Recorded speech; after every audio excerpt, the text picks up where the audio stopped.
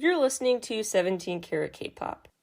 For more about this show, as well as my other podcast, How to Stan, visit 17caratkpop.weebly.com. There you'll find episode guides, as well as additional reading, more exclusive content, tons of great stuff. And never miss an update, an album review, interview, etc. by subscribing to the free newsletter, howtostan.substack.com. You could also become a paying subscriber on Substack, and that means you're supporting an independent creator and become part of a community, howtostan.substack.com. Enjoy the show! Hi everybody, before you listen to today's episode, I just want to give a quick update. It was recorded before the news was made official that BTS are going on a bit of a break from group activity. So the way I talk about it may sound a bit odd, like I'm predicting the future. Promise you this was recorded before the news was official. I just had my hunch that it was imminent. And upon further reflection, I insist, like I do in this episode, this is the best for them. Creatively, and just to feel rejuvenated, not sick of each other, and to remember who they are. My advice for both BTS, and everyone really, is to remember the phrase, you can't fill from an empty cup. Once you give every last drop in your cup to other people, you've got to go take care of your own thirst. You've got to go refill that cup. You can only give so much to others before you have to go recharge in order to really give them their best again. So BTS, please remember, it's okay to acknowledge your cups are empty and you need to go refill them. You have more than earned it. Hello everybody. Welcome back to 17 Carat K-Pop. I have a lot I'm working on right now. Some big exciting episodes, interview-wise, write-up-wise. I also am trying out TikTok. I'm a newbie, so be nice. But you can follow me at 17 Carat K-Pop there, trying to post snippets of the show there, trying out some new approaches to reach people. So I'm working on a ton of stuff right now. So I apologize if the podcast episode count is a little less frequent than it used to be. I'm juggling a lot right now. And I have some exciting episodes in the works, but they're taking a lot of time. It'll be worth the wait, you'll see. But until they come out, here is just kind of a miscellaneous, catch you up to speed episode, just covering a ton of the world of K-pop, all the news from it the past few weeks. It's basically a rapid-fire news roundup segment of the show made into an episode where I just tell you everything you need to get up to speed. Although I do want to talk about, real quick, I want to highlight some things that I didn't get to fit into a published piece on my site. I recently wrote about Thursday's Child by David Bowie, the related TXT song, Thursday's Child Has Far to Go, and the backstory of the nursery rhyme, Monday's Child, where the concept comes from. More on my Substack about it, but I do just want to say it's a very interesting, revealing poem. It's kind of like astrology for pre-internet times, I guess. You could blame the day of the week for your traits, or credit that day of the week if it's a good thing. There's actually quite a backstory there, basically days helping determine destiny back in the 1570s. It was part of the storytelling tradition. This nursery rhyme, Monday's Child, which has the line in it, Thursday's Child Has Far to Go, every day of the week in the nursery rhyme has a fill in the blank there. Friday's Child is loving and giving, for example. This nursery rhyme was first recorded for Traditions of Devonshire in 1838. It was recorded by an a cappella choir in 1974. It has changed meanings a bit, and actually since crucifixion and bad luck are sometimes attached to Friday, the rhyme changes in some versions from Friday's Child is loving and giving to something negative about Friday's Child, or Friday's Child is full of woe. The Wednesday's Child is full of woe line in the rhyme is where the Wednesday name for the Addams Family character comes from. It was inspired by this poem, Wednesday's full of woe.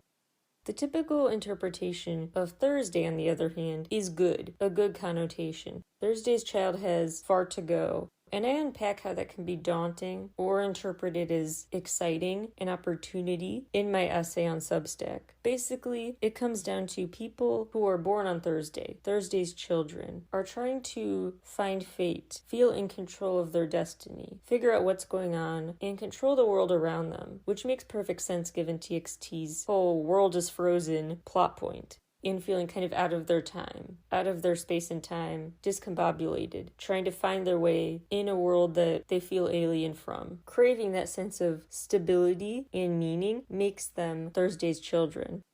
Also might be notable later, because you never know if they use more lightning symbols or the like down the road. But the word Thor does come from Thor, the Norse god, so you never know. Maybe that's the mythical direction TXT's music video world may take someday. Anyway, I just wanted to babble a little bit about that TXT song. Really incredible, and I'm happy with how the essay turned out, so go check that out.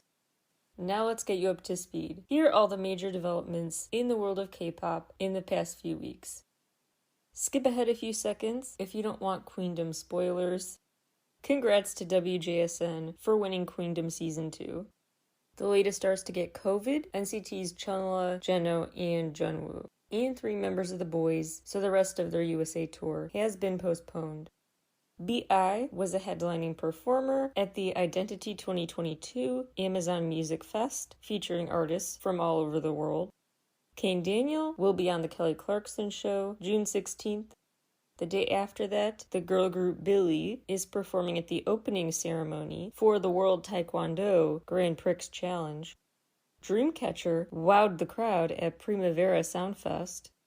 TXT was on The Kelly Clarkson Show at the end of May. Stacy revealed their official lightstick design. TNX joined Weverse. IU is the newest global Gucci ambassador. Suho performed Hurdle at the world's largest water fountain in Dubai, the first time a show was held there of its kind. aespa really are working on a ton right now. They have a new global partnership with Warner Records. They are only the second K-pop act to ever be Apple Music's Up Next artist. The first was NCT 127. They are having a special LA Showcase event June 26th. By the way, they just added a second date, so if you missed out, hop on Live Nation's site once you're done with this episode. A Day on Super Junior's tour will be live streamed July 17th, starting at 4 p.m., presumably Korean Standard Time. aespa is the only K-pop act out of a list of 300 people on Forbes' 30 Under 30 Asia list. Kane Daniel was sent to the hospital for back pain and diagnosed with a herniated disc, causing him to cancel some album promotions.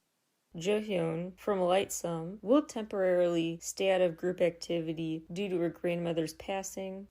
Ella from the group Pixie, citing health concerns, is temporarily halting activities, so the group for now will promote as just 5 members. Citing mental health issues, Ji-yoon from Weekly left the group permanently. Due to health issues, Jinha from Tribe is temporarily halting her activity. Even more bad health news. DK from the brand new group Blank 2i is already entering a leave of absence due to an acute appendicitis diagnosis. So if you think your luck is bad, think of him. In slightly less terrible terms, Bang Yi-dam is taking some time away from Treasure, but not for health issues. He just wants to focus on honing his passion for producing, working on his production skills. Michiho will also stay out of Treasure's upcoming promotions, staying in Japan to spend time with family and take care of health issues for the foreseeable future. Lighter news. Hwang Ji-seon from Girls' Day and Hoon from U-Kiss are officially married now, and Kumjo from Nine Muses is about to get married to the actor Baek Ki-bum. Black Swan has added 2 new members to their group, the first ever Indian member of a group and a member from Brazil. Lee Na-eun from April signed with Namu Actors to restart an acting career. Grayish is disbanding after 4 years together. Side note, Blood Knight, criminally underrated. Hyuk has left Jellyfish Entertainment, but clarified when needed he will be back with VIX for their promotional activity. Trends chose their fandom name, The Friends with a Z, which is really cute, as is the fandom name for ILY1, which is Only One. Kazuha from Les Seraphim joined Instagram. CL is now the voice of a Baby Shark character, Shaki L. iKON will stream online via Weverse their upcoming show, June 26th, 5 p.m. Korean Standard Time. ITZY announced their first world tour, which kicks off in LA October 26th. They will then go to Phoenix, Dallas, Houston, Atlanta, Chicago, Boston, and New York. Ticket info, TBA, will keep you posted. Brooklyn has a few North American tour dates coming up. His song Imagine, truly criminally underrated.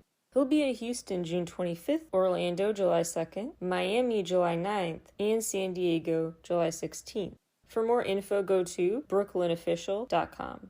MC&D released their scheduled tour dates, kicking things off August 22nd in Mexico City. They'll go to LA, San Francisco, New York, Chicago, and Toronto. Side note, if you keep up with 17caratkpop.weebly.com, you know that they also have an imminent comeback. New music on the way before the summer tour. More details on my site, but I did get to help break that news. Shameless plug.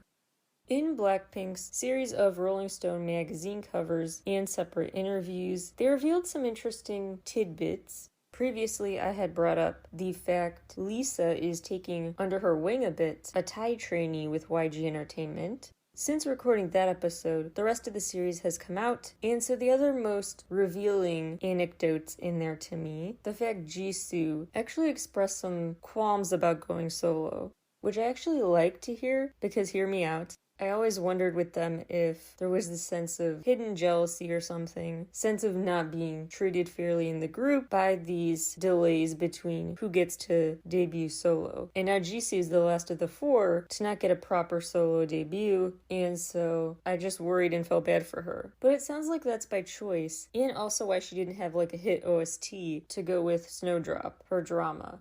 Apparently she genuinely doesn't want that solo work. And I do believe her that she just is less comfortable in the spotlight, so she doesn't mind retreating to the back, and that she's not into the fashion show appearances, the solo promotional stuff, all that comes with fame and fortune, I guess, that the other members are. There's nothing bad with being into the glitz and glamour side of the job, but she's not. So that was actually kind of comforting to hear, that humility, and that she genuinely isn't holding a grudge or anything against the company for not getting a solo debut yet. Maybe she just doesn't want to. That said, I wish she would. That'll be the question of the day. If she did go solo, what kind of style would you want from her? What kind of genre would you love to see her do on her own? Honestly, if she's still insecure about original releases, just release a covers album. Put your Tovlo and other wonderful covers all on an album. Make that kind of your solo debut. Just an idea. The other big, most notable fact in those pieces, I would say, is the reveal that they have not finished their sophomore album yet. They're still recording it. And they are going on a world tour the next few years, gearing up for that. My totally guessing prediction, no evidence, I don't have secret intel about this tour. My total prediction, they'll tour probably late fall or early 2023 at the earliest. Come back in July or August. Anyway, back to what was supposed to be a rapid fire headline roundup. Blackpink met with Korea's British ambassador, taking part in the Platinum Jubilee, part of their ambassadorship as UN climate change ambassadors. Speaking of diplomatic things on the schedule, BTS made it to the White House. The president got to meet BTS. You heard that right. Very cool to see. Very happy for them. It was to conclude AAPI Heritage Month. They thanked President Biden for the Anti-Hate Crimes Act and for repeatedly condemning anti-Asian attacks and discrimination. I just felt so happy for them, seeing them light up and feel so honored. Speaking at the podium, talking to the president, and you can tell they felt so touched. Very, very proud fan of them. Very excited to see them there. Once we officially live in an apocalyptic world, 100%. Once that's complete, if we still need a president of just the world, we're still going with Namjoon. And now we have some campaign photo material we can use for ads. Speaking of BTS, their new song Yet to Come topped iTunes in 97 regions, and they performed it on a special Bandiversary YouTube livestream, with Anderson .Paak as the special surprise guest on the drums. Exciting milestones for Taeyeon, who just surpassed 2 million TikTok subscribers. He's back to Platinum Blonde. Love to see it. Blue reached 5 million SoundCloud streams. Love Theory has reached 10 million Spotify streams. He surprise released a really wonderful performance video on YouTube, Ghost, which as of recording time is around 1 million views. He also surpassed 950k Spotify followers. Can we get that to 1 million by his birthday? I think we can get it to 1 million. NCT Dream are officially triple million album sellers. aespa's new EP Girls surpassed 1 million pre-orders in its first week. In J-pop news, Lovatory by Real reached 70 million views. In underrated boy group OWV, their video For You has surpassed 1 million views. The Anime Expo this year, which will be July 1st through 4th at the LA Convention Center, will include performances by tons of artists, including Tokyo Machine and Travis Japan. Some more super quick view count milestones. 10 million views, TNX, Move. 20 million, Lightsome, Alive. 80 million, Jessie, Zoom. 90 million, Hyuna and Dawn, Ping Pong. 100 million views, G-Idol's Hwa, and IVE's Love Dive. 200 million, aespa Savage, Psy and Suga, That. 300 million, Twice's Signal, and ITZY's Dalla Dalla. 500 million, BTS Permission to Dance. 1.2 billion, BTS Mic Drop. 100 million Spotify streams, G-Idol's latest album, I Never Die. And 410 million streams on RM's mixtape, Mono. An update on Soon Lee's sentence. Remember, he was found guilty. We're not going to rehash the whole Burning Sun scandal, but he was found guilty on all 9 charges. The latest is that he is being transferred from military prison to a private prison post-military time and will officially remain there until February 2023. And because he's officially on a registry, Instagram shut down his account. At first made it private, but now just shut it down. BTS released a 3-part Apple Music exclusive radio show called BTS Radio Past and Present. It was broadcast to over 160 countries and had 3 main themes. Part 1, their origin sound, their origin story. Part 2, the ARMY's favorite songs. Part 3, the songs that made them explode globally. Historic news that I truly thought was a hoax at first, just an account trolling. BTS's J-Hope was not just announced as a last-minute Lollapalooza performer, but a last-minute headliner, the last night of the festival. And TXT were surprise announced to also be a Lala that weekend. TXT Saturday, July 30th, they are set for a set between 7:45 and 8:30 p.m. J-Hope closes out the night, the same stage that Charlie XCX and the Kid Laroi will be on earlier that day. He has a 9 to 10 p.m. slot that Sunday. Really happy for him. And I think his solo Lollapalooza gig is kind of telling for a couple of reasons.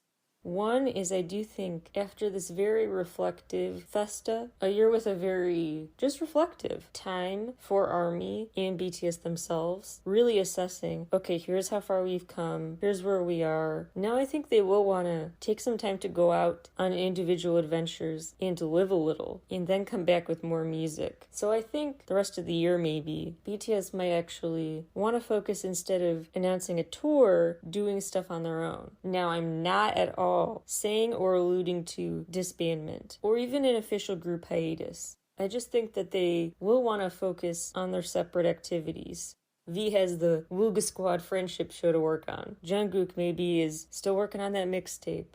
Maybe there are fashion pursuits. August D3, or teaming up separately with different producers, recording artists, traveling to LA to record. So that's just my prediction that, again, this is not a time of BTS on hiatus, just BTS focusing on different things rather than promoting group-wide releases. They deserve their solo shine too, and this is definitely a good summer for them to do that. Now, however, I do still have a little grudge because they won't, for sure, also have a surprise Summerfest show announcement.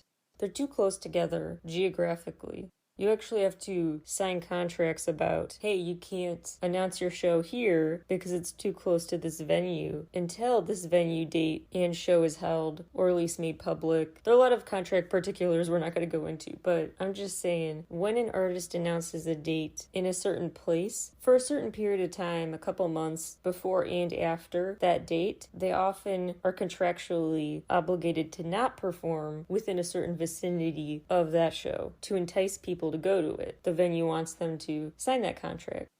Now, it differs because of summer festivals. I don't know how different, but I'm just saying. I'm sure now he's officially not making a cameo at Summerfest. Milwaukee K-pop fans, I know you're out there. Are you? Like, how many are there? Because honestly, genuinely, I'm trying to remember the last time a K-pop tour went to Milwaukee. Is it just too close to Chicago for that to ever be a go-to city on a K-pop tour? Summerfest does attract people from all over the world. It's literally the world's largest music festival. So, besides the geographic restrictions, always saying, well, if we have to choose between Chicago and Milwaukee, we're going to Chicago every time. I don't know what else the reason is why they don't go to festivals and other huge events in Milwaukee. Just wondering, it could be a huge draw. I bet it's a huge draw for Lala. A lot of people who weren't going to go to Lala will go just for TXT and J-Hope. If I wasn't panic attack prone in those types of crowds, I would go too, for sure. Speaking of BTS, there are a ton of Easter eggs, lyrics, things we could talk about when it comes to the new songs on Proof and the yet to come video, but I'm going to save that for an upcoming episode. You'll see why. Another tour announcement I have some frustrations with for just selfish reasons. Luna announced their first world tour, which was really exciting at first. Truly was freaking out. By the way, it starts August 2nd in LA, then ends in New York August 19th. Well, it's a world tour, so it doesn't end there, but the first leg does. Only to get back-to-back bad news, one piece of news being that my bias, Chu, will not participate in this tour, won't be there at all. Everyone better hold up pictures of her. And 2, My Music Taste decided to wait until the day of the ticket sales to announce that your benefits for being a My Music Taste campaign maker for Luna don't count for this tour because they're not the official company running this one. But they had decided to wait till the day of ticket sales to confirm, nope, no special benefits if for years you've been championing this My Music Taste campaign to get Luna to tour. Yes, I sound bitter, so stepping back and calming down. In their defense, My Music Taste is really going on quite a transformation right now. They're really doing a makeover. Quick background, I guess I should say. You basically vote and campaign for different artists and locations. So for example, you can make the campaign for, or join the campaign for, Luna to come to Chicago. And once a certain amount of people have made that campaign, they will help facilitate getting in touch with their management and making it a reality. Saying, hey, look, we can pinpoint these spots as huge popularity bases for this group, so they know where to tour. It's a very cool tool and it makes fans feel super involved. The biggest change to My Music Taste right now is that you no longer are going to put your location into your campaign. So for example, in the past you would say, I'm here to make a campaign for Luna to come to Chicago. Now all you do is say, in general, I'm campaigning for Luna. Then apparently the site automatically knows where you are posting that from. I have some concerns and questions about data tracking related to that, but that's the new system. What I do agree with is the fact they are switching to also include chances to advocate for live stream online events. It's a great way to help increase accessibility for people, not just geographically, but disability-wise and otherwise. So anyway, big changes coming to My Music Taste that may have big ramifications for K-pop shows because although it's not just a K-pop site, some of its most successful past campaigns have been K-pop, so it could have a big impact on K-pop tours. I want to get you up to speed about a very notable Grammy change. Now, in order for an album to be eligible, instead of the previous 50% rule, now at least 75% of that album has to be new material. It's a way to basically stop grab bagging, getting an extra year of nominations worth out of like a repackage, a deluxe edition. Other changes that I support that the Grammys is doing, they added 3 new categories: Best Songwriter, Best Song for Social Change, and Best Score Soundtrack for video games and other interactive media. When people claim that, well, if you are nominating music from games and stuff, isn't that diluting the prestige or whatever of these awards? And I always say to those people, hey, the world is changing and either you recognize and honor these creators as being just as creative and valuable with their artistic output as others, or you don't and watch this world pass you by. Get on this train, it's going. Let's just uplift these artists. Anyway. I also am very glad that songwriters are finally getting their due and that this category for Best Songwriter is solely for writers. Singers, you have plenty of awards you can get, but this category is not for singers, it's just for the writers and co-writers, not the big name artists. It'd be kind of cool if we got to a point where songwriters were big, recognizable names, maybe even as much as the artists themselves. That would be cool, for the music world to respect them that much. 17 announced their world tour, and I continue to fervently believe they will be a key headliner at KCON this year. Not confirmed yet as of recording time, but I am calling it now. There are rumors as well that they will have a repackaged album in July, so stay tuned. Maybe on my birthday they'll release it. Fingers crossed, you never know. Hot topped iTunes in 26 regions. They became the second artist in Hanteo's history to pass 2 million album sales in the first week of a release. It also surpassed 1.74 million pre-orders, earned them their first ever Billboard 200 chart top 10 entry, coming in at number 7, and over 2 million copies have been sold so far. In terms of their solo work, Dino surprise released a song, High Five, and Vernon is featured on a new Omega Sapien song, Wrecker. Mingyu covers Wave Magazine. The group covers the June issue of Cosmo Korea. The group had a special 2-day fan meeting in Japan. They had a special appearance on Goblin Who Steals Wisdom. They were on Knowing Brothers, Amazing Saturday. And Nareen, an a cappella group I am obsessed with, released a really cool Evolution of 17 video, which is a must-watch. Congrats to Andy from Xinhua, who just got married. Make sure you follow not just KCON, but KCON USA on social media. They are releasing all the info about ticket sale dates, pricing, tiers, engagement packages, etc. for KCON LA. So make sure you follow them. They have not announced the lineup yet, just ticket info, SMH, but here we are. One OK Rock were added to the roster of Australia's Good Things Festival this year. Go to oztix.com for more info. Gravity were announced as South Korea's newest honorary ambassadors for the Ministry of Culture, Sports, and Tourism. Last but not least, your action item of the day in honor of Pride Month. First of all, I just want to say I am so proud of you if you are LGBTQIA+, and happy for you whether you've come out to someone or not. I really try to be an ally to the community, and one tangible way to do that is by donating to groups like Equality Florida, One Iowa, Lucy's Place, the Southern Arizona Gender Alliance, and Jasmine, JASMYN. Please keep in mind the not just month-long, but year-long effort that needs to be taken to support people who just want to be themselves. Being yourself is just so brave, and I'm kind of in awe of the community and all they do to say they're loud and proud, or not. If they're not ready for that, I get that too. Anyway, I'm just saying that I'm just thinking of the community this month and wishing this world was nicer to them. Thanks everybody, and I'll talk to you all again very soon. Bye!